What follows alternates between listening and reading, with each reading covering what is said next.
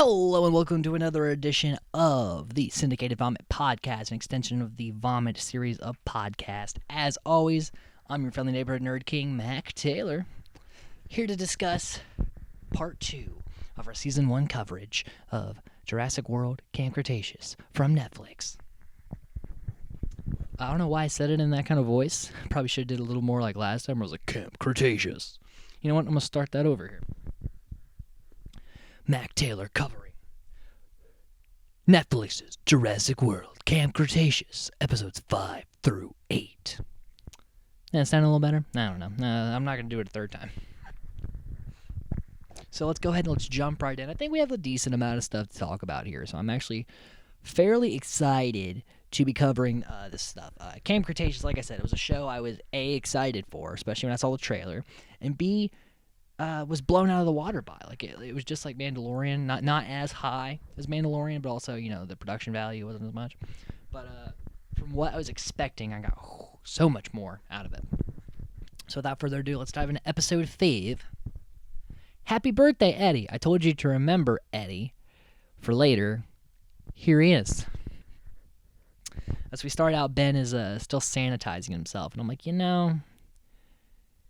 now is probably not the time to keep up with hygiene. You know, you're trying to avoid near-death circumstances, but you know, some people just, don't tell that to people today. But at the time, again, topical. Yaz and Brooklyn are still arguing over the phone because Brooklyn, A, is someone who has probably never been without her phone, like since she got a phone in her life. It's probably never went without it. And one, she wants to call for help. I mean, she's not wrong. You know, we know the audience. We know Sammy has the phone. It's broken. We also know that. But Sammy should have gave it to her before it was broken. Like, they could have had a chance to get out of there. Maybe. But maybe not. But, she was scared. She didn't want to have to admit that she had done something wrong. And, now here we are.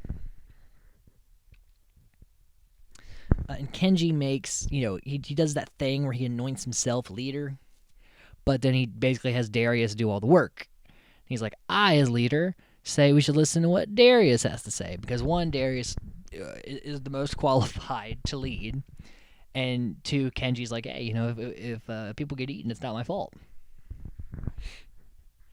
Gotta have that fall guy, And they're by the Carnotaur paddock. So Darius is like, well, I know where that's at.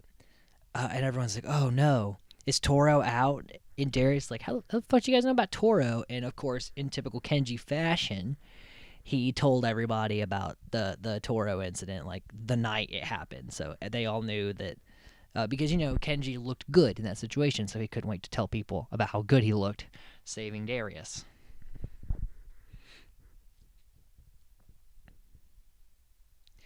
And they're telling Ben to calm down, and he's like, calm down? They're like, yeah, the park staff got this under control. And he's like, they didn't do so well with their first park, did they? And I'm like, perfect valid point.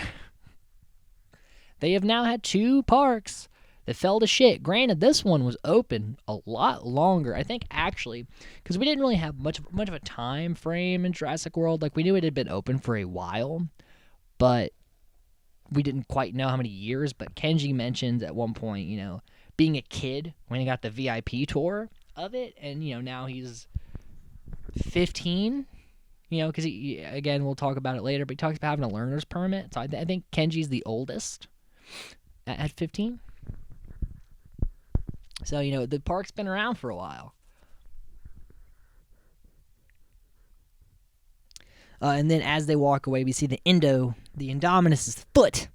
So it's like, oh shit, where's the Indominus gonna be lurking around at? And meanwhile, Dave and Roxy were they're trying to, figure out what to do with these kids, and they were basically shoved in a room, like, here, sign this birthday card.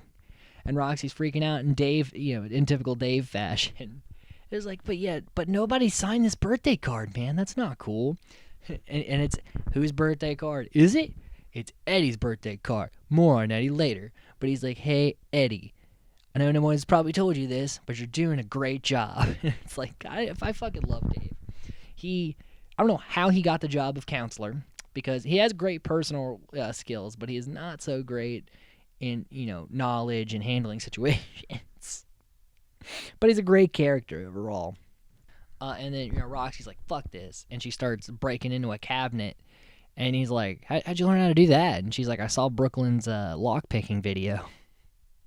He's like, "Just don't tell her I said that, because you don't want to feed that ego." And when they open it up, it because I said this takes place during Jurassic World, so it lines up with that scene when when they go after they send the handlers after the Indominus.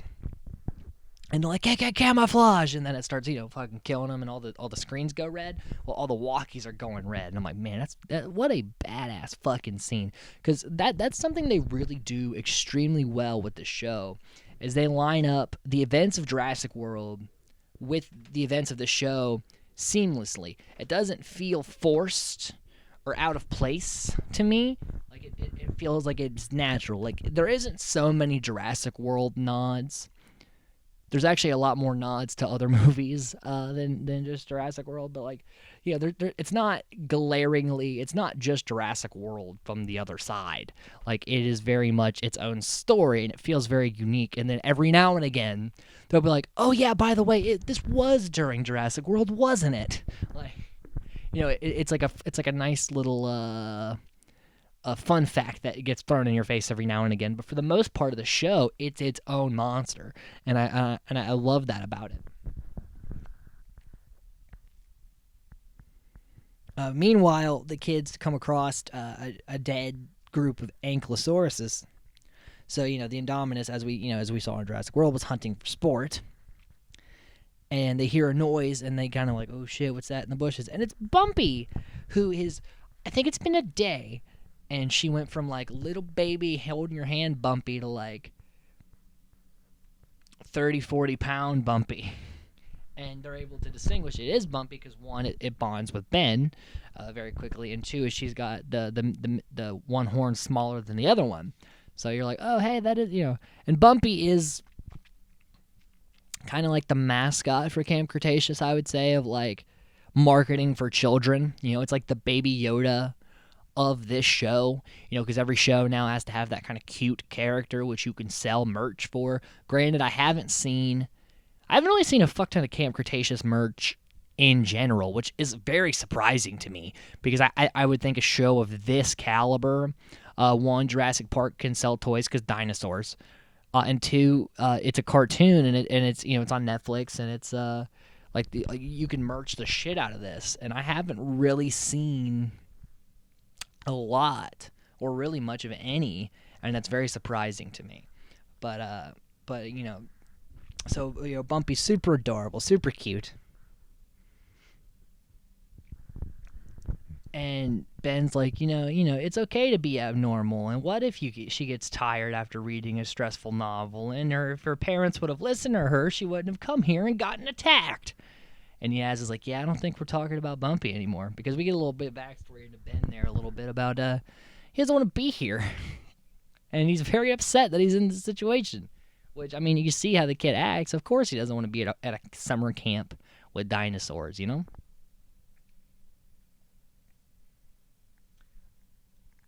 And basically, they're kind of reconfiguring where they're at, and Darius like, we need to head towards the genetics lab, because right now their thought process is, because they're kids, so they're like, if we can find adults, we're good. Even though most of the adults are dead because of the Indominus Rex and other dinosaurs, so they're doing a lot better than most of the adults. But that's a very kid mind thing. I am an adult, technically, by law, and I myself, in times of danger, try to find a more qualified adult.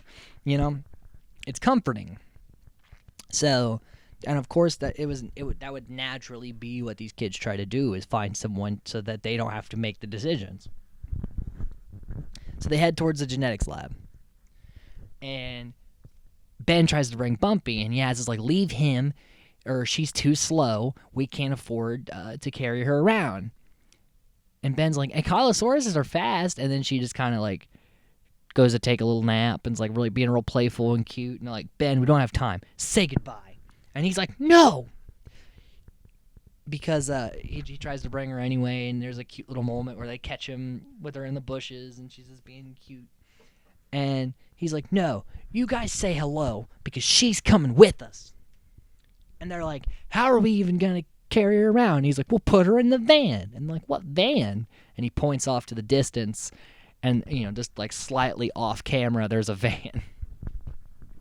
It's that movie magic storytelling thing where you have the next plot point slightly out of frame so that you can have a conversation about what to do, and then you can just pan over and see that thing, and then that will carry the plot forward. It happens all the time in movies and shows.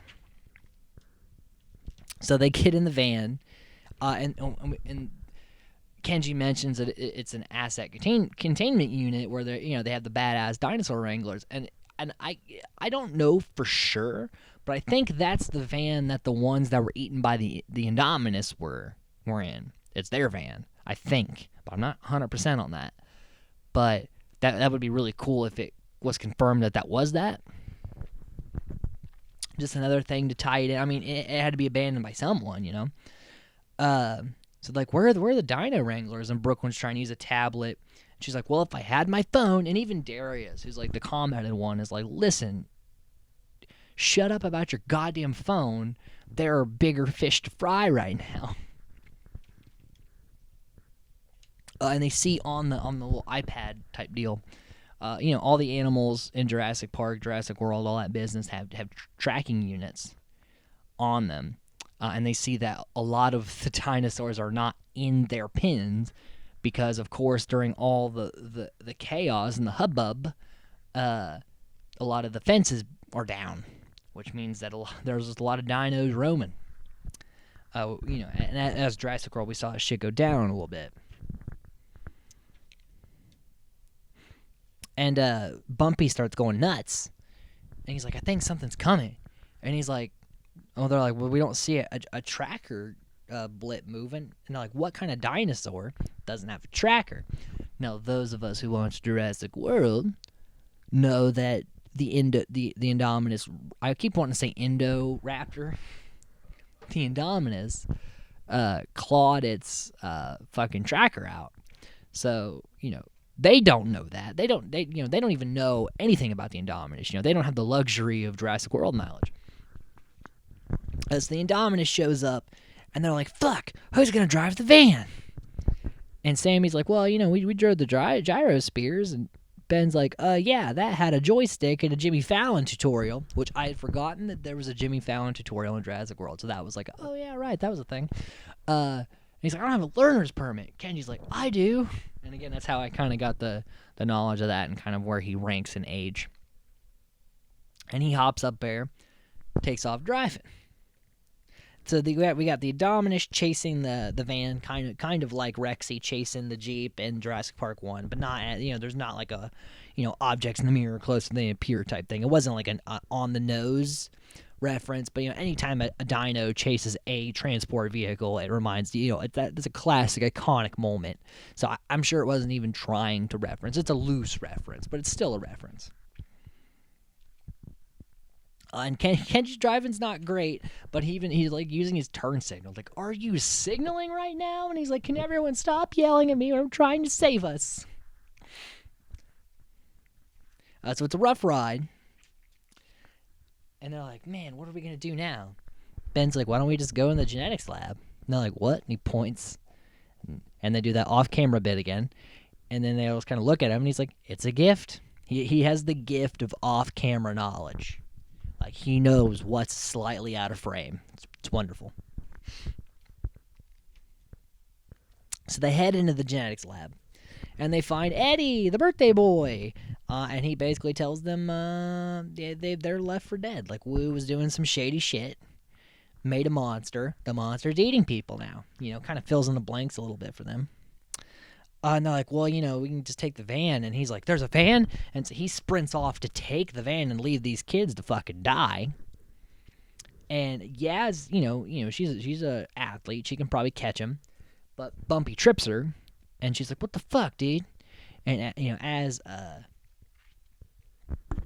Eddie gets in the van, the Indominus fucking rams the van and chases him through, like, sticks his head in, tries to get him. And he runs out of the van, runs underneath it. the Indominus does that. It's like almost like beat for beat that moment in Jurassic World when the guy's hiding behind the van, and the Indominus picks up the car and then chomps down on the dude.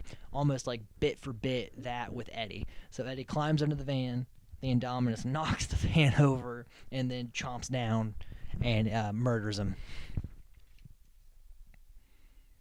And Yaz is like, what the fuck? I could have caught up to him. And Ben's like, and you would have been dead. Which is like, yeah, like Yaz, like, well, I don't know what your deal is with Bumpy, but you gotta like calm down on your Bumpy hatred, okay? I'm sure there's a lot of children fans of this show that don't want you shitting on Bumpy. And me included. But yeah, like, that was just like an interesting thing because, you know, we saw Eddie a little bit in the genetics lab trip, you know, talking to Dr. Wu a little bit, but he was like literally like Wu was in Jurassic Park 1, of a background character. And we meet him with the kids, like, oh, maybe he'll like join the group, and he just tries to fucking leave them to die. And immediately gets karma in the form of the monster that Wu cooked up, eating him on his birthday. It's like they do some really dark humor shit in this show, you know? Like, you know, it is a kid's show. It is, but it's along the Jurassic Park lines of like, we get close to violence, like close to visceral violence, but we don't show you everything. We leave a little bit to your imagination, but you know he got fucking eaten. You know there was some guts and shit spilling. You know those kids saw some shit. But yeah, it was just an interesting touch. Like, man gets eaten on his birthday because he was a dick.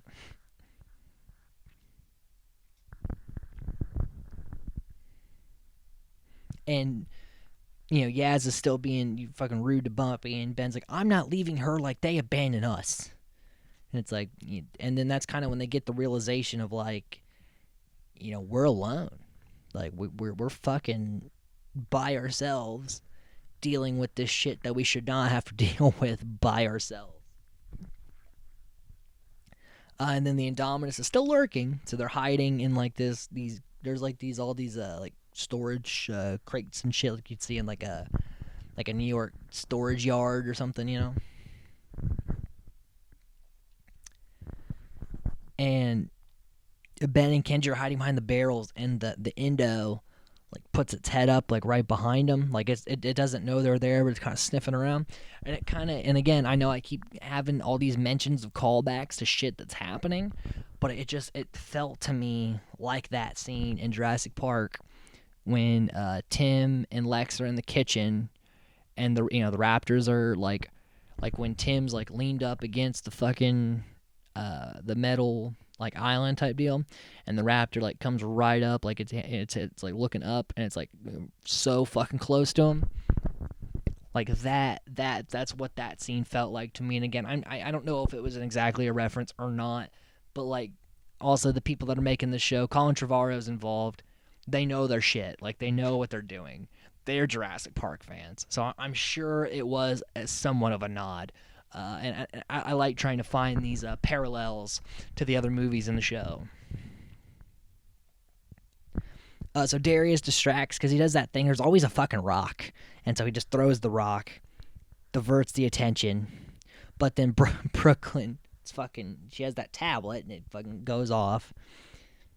So the Indo's still chasing him, but Sammy ends up saving Brooklyn, and it's like, yeah, even though you fucking turned everybody against me, I'm not gonna let you die. And then Darius has to distract again, so he's running around getting chased by the Indominus. Everybody runs to the van, and Darius barely escapes because the Indominus gets his head stuck underneath the fucking crate. And so everybody gets in the van. Yaz is driving this time because she doesn't use turn signals.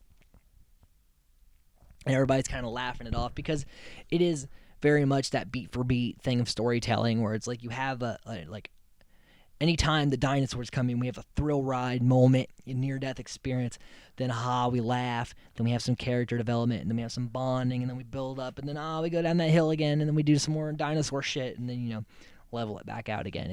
And it never feels like they're trying to cram too much dino shit in one thing. Like, it gives each scene room to breathe. Because if it was just like dinosaur scene, dinosaur scene, dinosaur scene, dinosaur scene, dino scene, I probably should have said that to condense it a little bit. If it was like that again and again and again, and we didn't let the things sink in, A, the characters wouldn't develop because they were constantly in danger, and B, the stakes wouldn't be as high because we as the audience are just like, well, I guess this is the tone of the show. So I'm glad it really lets these moments breathe, because we have like, oh my god, the Indominus showed up. It ate Eddie. It almost ate Darius. Whew, that was fun. Oh, now they're saying, funny dialogue. Oh, they're mad about that. Oh, they're bonding over that. Like, and then like, oh shit, there's a dinosaur again. I forgot we were in a dinosaur show. Like they really do. I mean, obviously these people are professionals, but they do a great job in the writing. And I'm probably gonna say that a few more times by the end of this podcast, but it's very well timed. So they radio to Dave and Roxy, letting them know that, they did not stay back at the camp, but if they did, they would be dead. And Darius and Kenji bond a little bit, because Kenji's like, yeah, bro, I appreciate it. And he's like, yeah, bruh. And he's like, yeah, it sounded weird. You're not allowed to use bro talk. But then the phone drops out of Sammy's pocket, and now everyone knows... Everyone knows that she did do all that shit that Brooklyn says. And during the shock of it all, Yaz crashes the van, and we cut to black. So that was a great fucking episode. And then we leaned into episode 6, Welcome to Jurassic World. Because now, they're not just in Camp Cretaceous. They're in the whole... We're in the thick of it. We're in the whole business, So Yaz is obviously pretty fucking pissed, and Brooklyn is just like lashing out about like, and you knew that the Indominus was because you were in the genetics lab. I saw you there, and you stole my phone, and you're the reason we're fucked. And Darius is like, hey, what were you doing in the genetics lab, Brooklyn? And she's like, never mind now. It's her. She's the bitch. And everybody pivots, and Yaz is like, I thought we were friends. And Sammy's like, no, we really were friends. That has nothing to do with it. And her story that she says, which is, what we know to be the truth. I'm not saying it's not true. It's just what we know. Manticore, which was a rival genetics company to Maserati, loaned money to her family's ranch, and then as debt, made Sammy come in and do some spying and get the samples and all that business so that Manticore can get dino DNA. And she's like, listen, I didn't want to have to do all this, and the friendships I made here are real. Please don't look at me differently. And of course, Yaz is like, I let down my guard and you fucked me over, and walls are back up. And then Bumpy's warning again, and Ben's screaming, this is trash, this is trash. And the Indominus, and again, this is another Jurassic World hint, runs right past them in that scene where Maserati's in the helicopter. They're shooting at the Indominus, and it goes into the pterodon enclosure, and all the pterodons come out. So that's exactly what happens, but they see it like from the back angle. They see Maserati's helicopter, and Kenji's like, yeah, Maserati, kick his butt. And then they see all the pterodons get loose, and the helicopter crash, and Maserati die, and they're like, fuck, again? So they're like, what are we going to do? And we need to head, Kenji's like, we need to head to the river part. It goes in an underground tunnel. We can escape these pterodons in the sky. And, a pterodon chases them into the tunnel, and they end up getting into the river where the kayaks are. They have a little bit of a close call. And Kenji and Brooklyn are in the Cool Kids kayak. Ben and Bumpy are with Yaz because Yaz doesn't want to be with Sammy, so that puts Sammy with Darius. And meanwhile, people are just shrugging off Dave and Roxy. They're like, we don't have time for missing kids. We got other shit going on. And it's like, okay, but the kids are part of it. Like, if these kids die, you're gonna have a lot, more lawsuits on your hands because they were part of your, park program, your camp program. And two, like, if you're trying to evaluate everyone, shouldn't you try to help the kids? Like Claire on the phone was like, yeah, we don't have time for this. It's like, okay, but really, though, seriously, like, you saved your fucking nephews, but you won't save these other kids? Like, fuck you, you got a lot of growing to do, Claire. Stop directing Mandalorian episodes, Bryce Dallas Howard, and start helping these kids. So they get to the kayaks. They have their little moment, and then, meanwhile, Dave and Roxy steal a park vehicle because Dave's like, well, what can we do? Steal a park vehicle? And then that's exactly what happens. And he's just kind of looking at her like, we're really fucking doing this. We're really doing all this illegal shit here. And they're going in the cave, and it's like lit up with all these like lights on the ceiling. It's very pretty, very neon colors, very very just beautiful scenery. And it's like we gotta have a nice little beautiful scene after all that dino stuff. And Kenji is basically having a conversation with Brooklyn, where she's like, it's all fucking Sammy, just keep bashing Sammy. And he's like, look, what can you do? And she's like, why are you so calm? And he's like, look, even if she had given you the phone, we still would probably be in the situation. And you can't make her feel any worse than she already does. Kenji's like, look, I piss people off all the time, so take it from me, Give her a break. And, as much of a cocky douche that Kenji can be, he's got a heart. And that was a great moment with him where Brooklyn does finally realize that. And she looks back at Sammy, who looks pitiful. And she's like, yeah, I messed up too. I was doing some shady shit too, so maybe I should let it go. And then Darius and Sammy have a conversation where he's like, well, your parents put you in a situation. That's really fucked up. And she's like, look, my parents didn't know. I did this. They told me not to, but I did this to save them. Because if your family was in trouble, wouldn't you do anything to help them? And obviously his soft spot for his daddy, he understands immediately what she meant. She didn't want to be in this situation, but she was. Meanwhile, Yaz is just still shitting on Bumpy because he's like, listen, you got to tell that turtle to calm down. And he's like, one, she's not a turtle. And two, I think she's going to throw up. Like, prepare for dino vomit. And he's like, you're being rude to her. And she's like, listen, she doesn't understand English. And he's like, I'm glad she doesn't because you're being very rude. And it's like, yeah, fucking leave Bumpy alone. Bumpy saved your life so you didn't get eaten by the Indo. Dominus. God damn it, I keep saying Indoraptor. Then we see the nice little add-on, because not only was, Dr. Wu experimenting with Spinos and the Indominus, but he experimented on, he put the bioluminescent gene in these Parasaurolophus, where they light up with the backgrounds and shit. And everyone kind of freaks out, and Derek's like, no, they're plant eaters, but they kind of like, they come out and they grab the boats and they're like pushing the boats around like they're kind of freaked out. They're spooked by something. Everybody's like, what the fuck was that about? And they realize they're being, there's two like pathways. One leads to the end of the tunnel and the other one goes down into a drain. And they're like, oh shit. And they get sucked into this drain and they realize they're in the fucking lagoon where the mosasaur is. And I have a qualm with this. Why the fuck did we design this way? Like, there should, A, be a huge gate with bars so a boat can't pass through. The boat slips right through the bars in the drain pipe.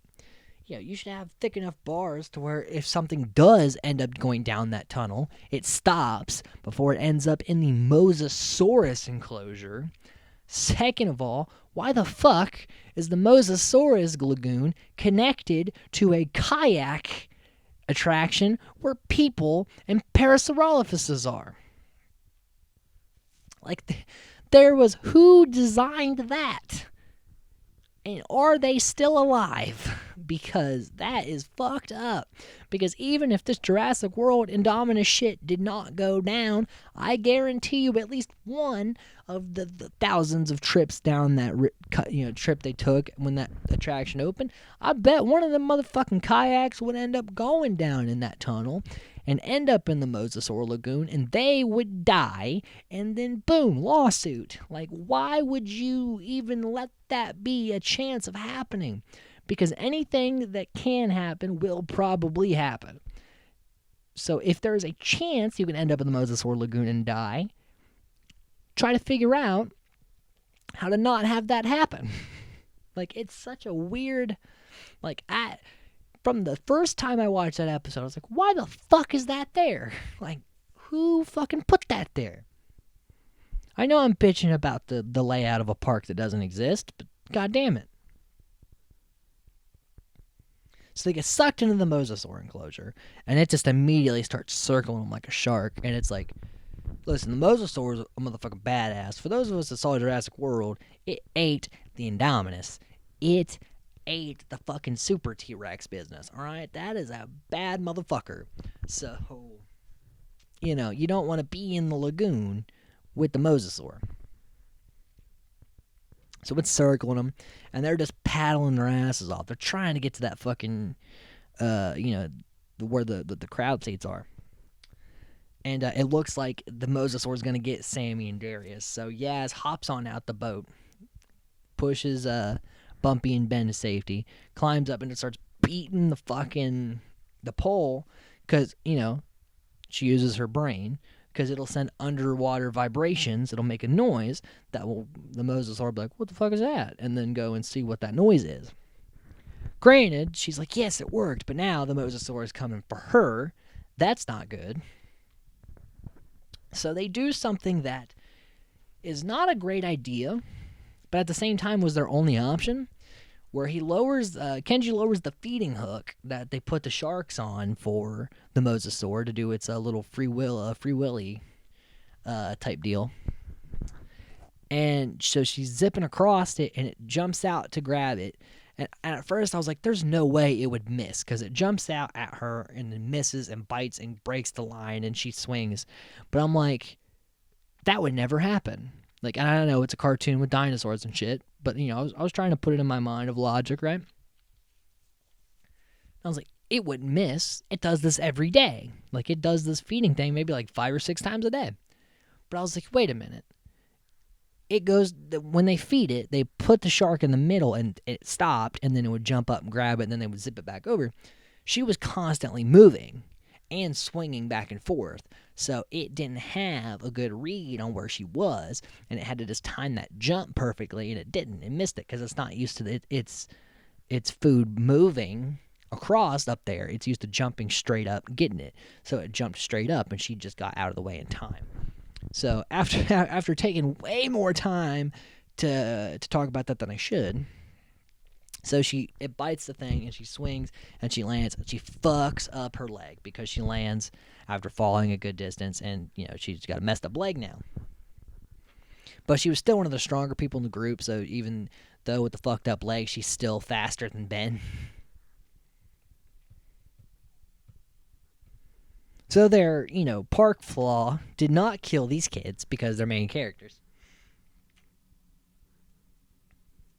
And then after this, everybody's kind of like, well, I don't know what we're going to do now. Things are not looking too great. I don't know where we go from here. There's no adults. There's no really hope. But Brooklyn and Sammy have a little brief moment where Brooklyn's like, look, we both fucked up. But maybe after this we can, do a video about conspiracies with Manticore. We can, get past this, if we're not dead. And then they do the title drop where Kenji's like, welcome to Jurassic World, guys. And then we hear motherfucking alarms sounding that boom, boom, boom, boom, boom, boom. That stereotypical alarm you put in trailers and shit.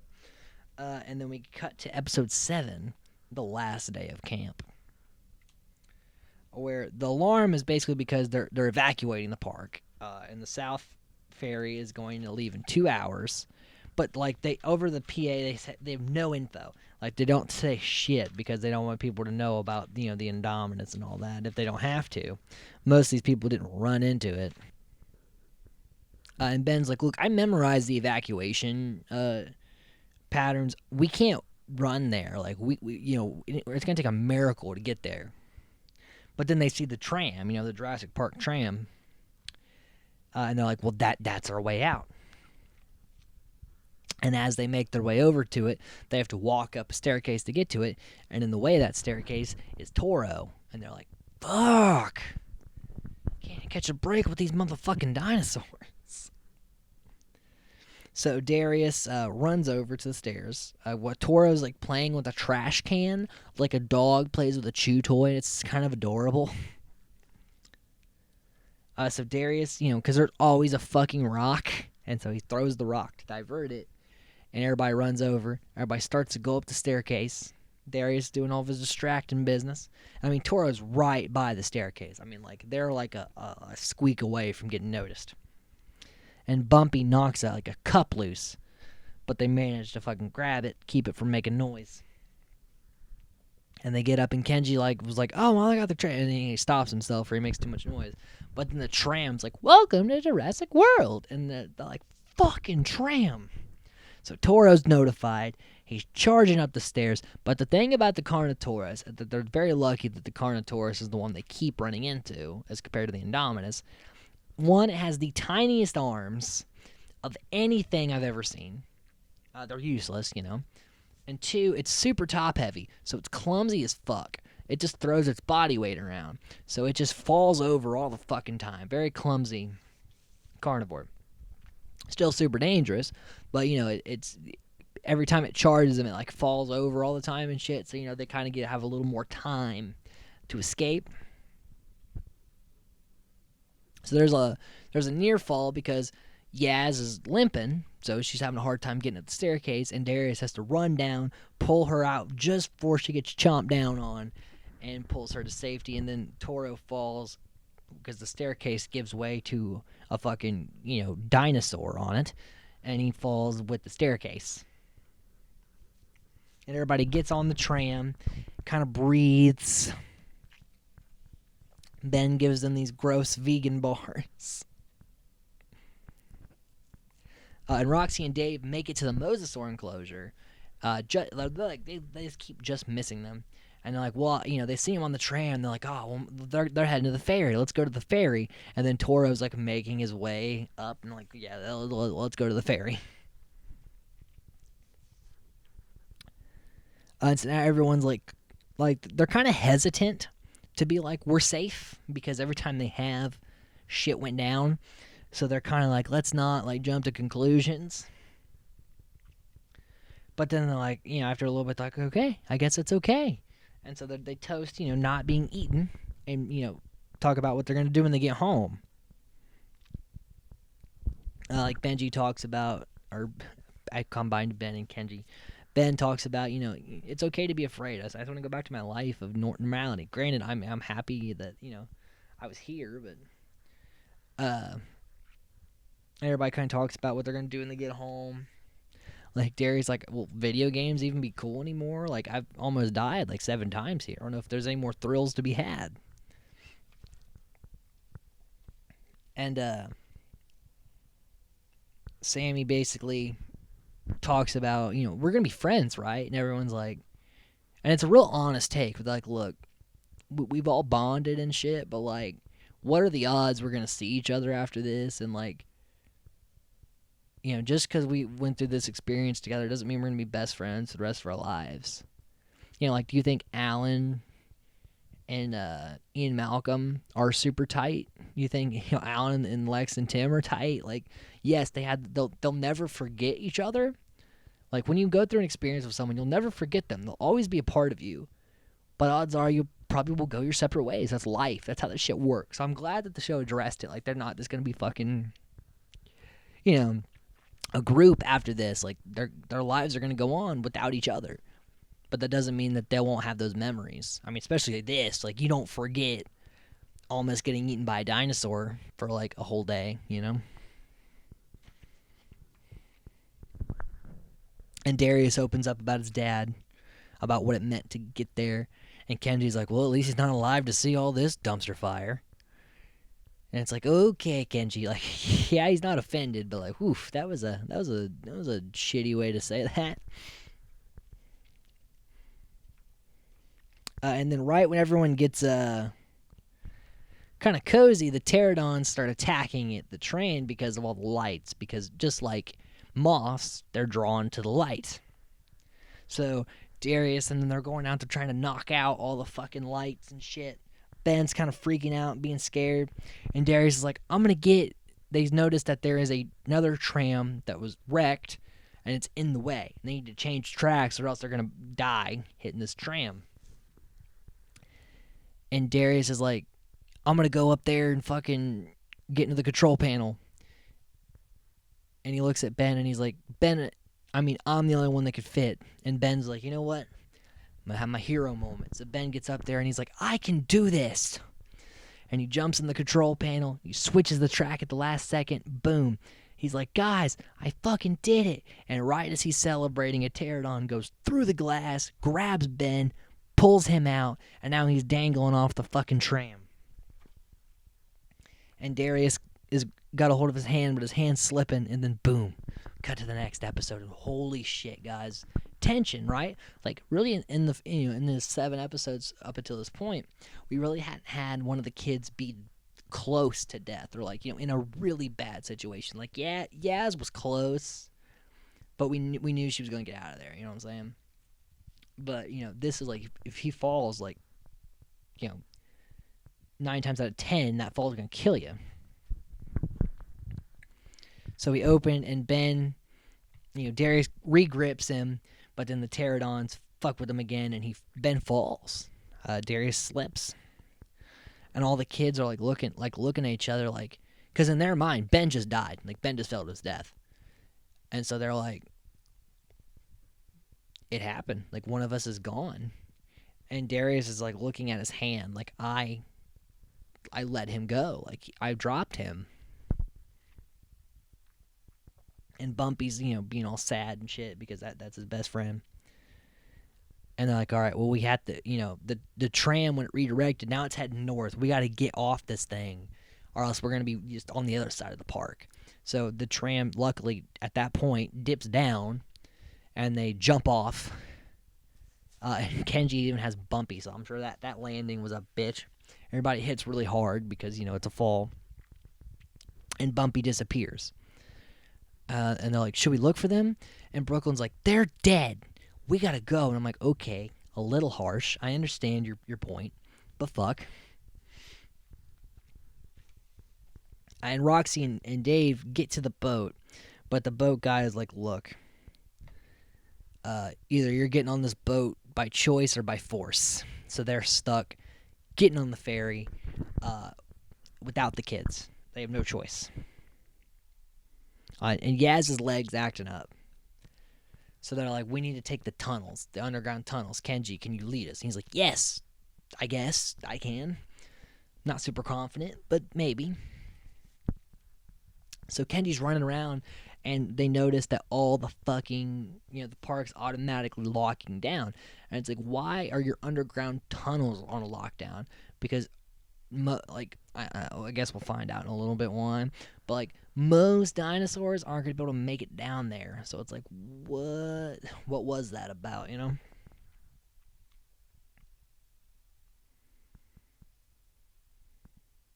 then they find a dino prod, like a cattle prod, like the guy from The Lost World used, and oddly enough, some compies show up. First, that's one, and Kenji shocks a little bit to scare it, and then a whole army of them show up, and I'm like, is that a reference to Lost World? When he shocks the one, he laughs at it, and then the whole group shows up and eats him? Like, is that what that was a fucking reference to?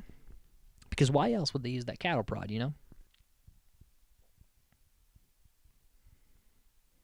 And then while they're kind of talking about what to do with these compies, they're arguing, they're fucking at it, and all of a sudden, big roar, Toro shows up, because that motherfucker is relentless in hunting down these kids. It really is the villain of this. The Indominus Rex is not the villain of Camp Cretaceous. Toro really is the big bad of it. So he chases them through, and it's like got some great mood lighting, like this red mood lighting down there. It looks great for a chase scene. And they hide in a vent, but Toro barges in the fucking vent, and they scatter, and they find the South Dog exit, but it's closed off, and they're like, how the fuck are we going to deal with this? And they go looking for weapons, but Darius is like, I fucked up, guys. I shouldn't have been in charge. I didn't know what to do. And they do that moment where they're backing him up. They're like, look, we wouldn't have made it this far without you, which is totally true. You're our leader. Like, you know, we're with you, man. Like, we ain't got no fucking choice. So they find a bunch of oxygen tanks. And he's like, well, yeah, my dad, we had these around the house when he was sick. They're very explosive. And in my head, I'm like, Jaws. Anytime I see any pressurized tank and they talk about blowing it up, I'm like, Jaws. It's Jaws. It's a Jaws reference. And I know it's really not. But, you know, just to me, anytime that happens, it's Jaws. So Toro shows up, and they light the fuse, but Toro knocks the fuck, and they light the fuse with hand sanitizer, and they're like, thanks, Ben. And it's like, oh, man. We'll talk about it later, but I wish he would have been dead, just because that moment would have been more heartfelt. But Toro breaks the bomb, so now, like, there's this large fire and tanks everywhere. And Toro's romping around, you know, almost biting everybody. Like, he's just, because he keeps falling, he keeps tripping and slipping, and so like his teeth are just like barely, almost getting people, you know. Then one of the tanks starts leaking, and Darius blows that bitch up. And then we see Toro survives the explosion, but is burnt to fuck. Like, he's all scarred and fleshy. And he retreats because, you know, at that point, like, yeah, this dino needs to rest. So they beat Toro, and they manage to get out of the South Dog exit and find the boat is fucking gone. And they're like, well, guess we're on their own. And Dave and Roxy are trying to turn the boat around. They're trying to get back to them. But right now the kids are like, we're the only people left on this island with these dinosaurs. They don't know that at this point that the Indominus is dead. That, you know, Mosasaurus killed it. But they still got all the other dinos. They got Toro. They got, you know, all sorts of other dinos running around. And now these kids are on their own. But they're confident that they'll make it. And then we see Ben is still alive. His hand's twitching. And Bumpy has made his way to him. But I would have liked that if Ben died there. Because that sanitizer moment would have really fucking hit home in a rewatch. And two, really would give stakes for season 2 of like, that kid fucking died, so any of these kids can fucking die. But at the same time, guys, what a fucking show. That obviously ends our season 1 coverage. Season 2 to come later this month, and I cannot wait for that, guys. It's going to be amazing. And I in the trailer, we'll talk about this. Spoiler alert if you don't want to hear about this. We see like dinosaurs in cages, Kenji on, I think, Owen's motorcycle, and we see Baryonyx and Rexy, and you know, because now Rexy's out of her paddock, she's roaming around. So yeah, they don't have the Indominus to worry about, but they have Rexy, which about the same level of threat. And somebody put those dinos in cages. So I think, and a lot of other people also think, it's Manticore that's come, you know, someone was flying that drone, you know what I'm saying? Manticore's come to collect, and these kids are now on the way too. And I think it's going to be an interesting fucking season, and I cannot wait. Obviously, I love the Baryonyx. Ever since Fallen Kingdom, I'm sold on the Baryonyx. Obviously, the Baryonyx are going to be villains in the next season. They're going to be the Toro of the season. Very excited about that. But this fucking show, they've had great character development. Really good dinosaur stuff. We got a little bit like a mix of everything. You know, it wasn't just the Indominus. It wasn't just Jurassic World references. We got the Carnotaurus, which has been very underutilized in Jurassic Park. You know what I'm saying? We got a mosasaur scene, and we got the bioluminescent hint stuff. We got, we got all the bumpy, we got all sorts of stuff, and I'm very excited to move forward with this. So, that ends Camp Cretaceous coverage until the end of the month, and tune in next time when we start our coverage of My Morphin Journey as we go from Mighty Morphin Power Rangers Season 1 all the way through Beast Morphers Season 2, leading up to the premiere of Power Rangers Dino Fury. It's going to be a long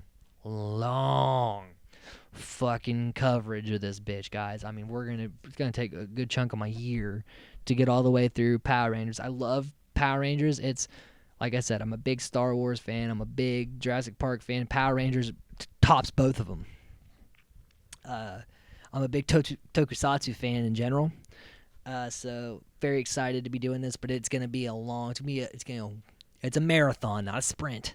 So I cannot wait to cover that, the first 4 episodes of Mighty Morphin Season 1. But until then, stay safe, and most importantly, guys, stay nerdy.